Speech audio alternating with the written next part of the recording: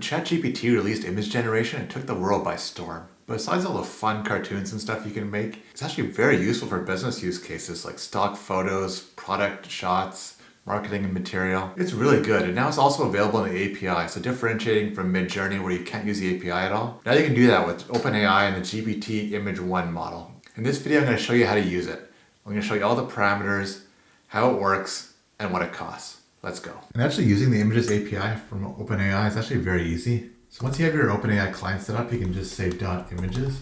And from there you can have an edit function or a generate function. So let's start with the generate function. And then you have to pass in your generation option. So I put them all up here, and the first one is the model. So you want to use GPT-image-1. This is the new one where they've just figured something out. It just works so much better than DALL-E 2 or DALL-E 3. I mean, you can try those, they work okay, but this one's really next level. And I'll show you all the parameters one by one in this application I built to test the API. First one would be the image size. So by default, it's automatic. So the AI basically determines the resolution of the image it's going to create.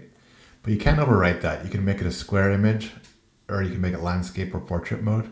Those are the three options you have if you want to specify what you want. And then number of images. And this can go between 1 and 10. And 10 is the max for this new GPT image model. In terms of image format, it defaults to PNG. You can also change it to JPEG or WebP format. One thing to keep in mind here is though if you use WebP or PNG, you can actually make the image transparent. JPEG doesn't support transparency. But when you do stock JPEG, you can actually set the compression you want and send it right to the API, so you can control that. I'm gonna stick with PNG, which is the default. Then for background type, you can actually set it to be transparent. And so you pass the parameter of transparent, and then the API will try to make the image background transparent.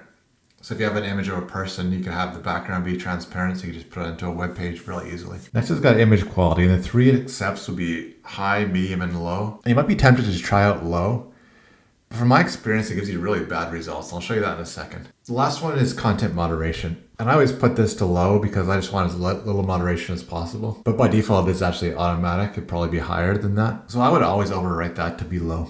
So say I want to create an infographic of the bread making process for my bakery. So I'm going to set it to low here. I'll turn the background type back to auto. We'll just say generate image.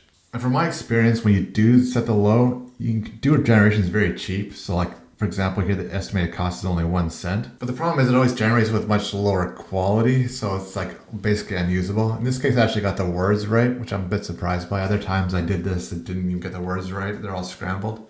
But the images themselves are very poor quality. They're not usable. So we do have the option. I guess you could use it just to test that you got the connection working and everything. But for an actual image, I would never use it. Change that back to medium. We'll try medium. And then we'll set the background type now to transparent. So you can see what that looks like.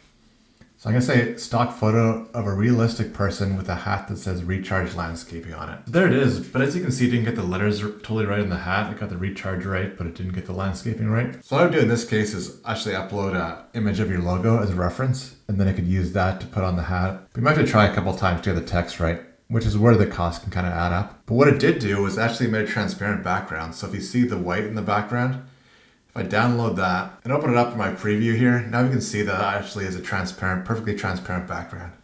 So it's kind of a handy feature to be able to pass in that transparent background type. It just saves you a few minutes from having to go to a background remover app. I did an estimated cost to this application. So based on the various settings, it'll tell you the cost, which does actually dramatically change based on what you choose for this stuff.